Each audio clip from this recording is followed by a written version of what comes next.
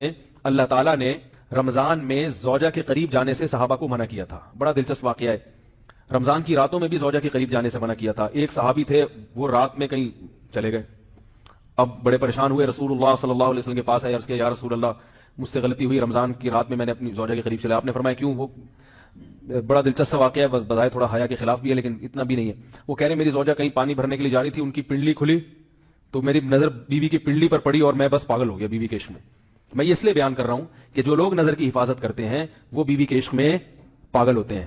جو دن رات انٹرنیٹ پر پنڈلیاں دیکھتے رہتے ہیں انہیں بیوی کی پنڈلی بھی کیا شکل بھی اچھی نہیں لگتی ان کو. بد نظری کا یہ عذاب ہے, وبال ہے کہ جو اللہ نے گھر میں آپ کے لیے بٹھائی ہے وہ آپ کو اچھی نہیں لگے گی. تو نظر کی حفاظت کیا کرو, اس سے آپ کو اپنی بیوی سے عشق ہوگا, محبت ہوگی. بات آ رہی ہے سمجھ میں؟ تو اب دیکھو کیسا روزے کی حالت ہے. رمضان میں پابندی ہے, اسلام میں حکم تھا جو رمضان میں بیوی سے بھی طریقہ کا 60 روزے لگاتار رکھنے پڑیں گے. کتنا بڑا جرم, لیکن صحابی سے برداشت نہیں ہوا. صرف زوجہ کے پاؤں پہ نظر پڑی ہے تو وہ کیسے بیوی سے محبت کرتے ہوں گے, اور وہ بیوی کے بغیر رہ سکتے ہوں گے. اور آج لوگوں کے فون آتے ہیں, ہماری بیگم جیسے میکے جاتی, اتنی خوشی ایسا اچھا سا فیل ہوتا ہے, ایسا عجیب سا محسوس ہو رہا ہوتا ہے جیسے آزاد ہو گئے. تو میں کہتا ہوں ظاہر ہے اب تمہیں موقع مل گیا کنڈی لگانے کا, ٹھیک ہے نا, اور یہ آنکھ مٹکے کرنے کا, تو خوش تو ہوگے. تو یہ بھی ایک عذاب ہے جو لبرل لوگ نے جس عذاب میں ڈالا ہوا ہے نا, اس میں عورت کے حقوق نہیں ہے. عورت کے حقوق نظر کی حفاظت میں اور عورت کے پردہ کرنے میں. جب مرد باہر نکلے گا سب پردے میں ہوں گی تو آئے گا کس کے پاس؟ بیگم کے پاس ہی آئے گا. تو اتنے منہ کالا کرنے کے راستے کھول دیے ہیں تو ظاہر ہے پھر کامیاب ازدواجی زندگی نہیں ہوتی. تو نبی کے پاس آئے, عرض کیا یا رسول اللہ میں برداشت نہیں کر پایا. تو آپ مسکرا دیے. تو وہ نبی کے پاس گئے, یا رسول اللہ ایسے ہوا, مجھ سے غلطی ہو گئی. تو آپ نے فرمایا کیوں؟ فرمایا ایسا ہو گیا تھا. تو آپ صلی اللہ علیہ وسلم نے فرمایا 60 روزے رکھو لگاتار. انہوں نے فرمایا ایک کی طاقت نہیں ہے, اس میں یہ ہو گیا 60 کیسے رکھوں گا, نہیں ہے طاقت 60. آپ نے فرمایا ٹھیک ہے پھر 60 غریبوں کو 2 ٹائم کا کھانا کھلاؤ. فرمایا اس کی بھی طاقت, بولو بھائی, نہیں.